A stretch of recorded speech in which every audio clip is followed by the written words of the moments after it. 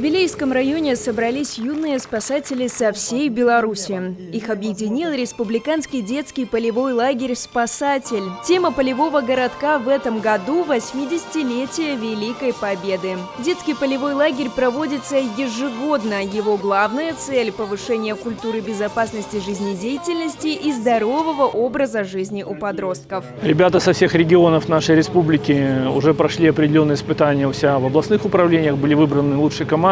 Цель этого лагеря – привить детям основы безопасности жизнедеятельности, больше узнать про историю Великой Отечественной войны с учетом того, что это год Великой Победы. За время полевых сборов ребята приобретают навыки оказания первой помощи и учатся действовать в чрезвычайных ситуациях. Ребята проходят ряд испытаний и участвуют в конкурсах, а в свободное время у них есть возможность посидеть вечером у костра, пообщаться и познакомиться с единомышленниками из разных уголков Беларуси. Здесь очень весело. Мы, конечно же, все ждем последнюю дискотеку, на которой мы можем познакомиться с другими участниками, потанцевать с моими сокомандниками.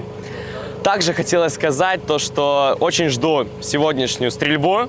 Надеюсь, что минимум 80 выстрелю из 50. В конкурсах ребята проявляют как творческие способности, так и демонстрируют профессиональные навыки. Презентация палаточного городка, конкурс бивуак, меткий стрелок, никуда и без боевого развертывания. Любимый конкурс. Мы очень давно готовились к нему, уже второй год. Но самое главное, команда сплоченная.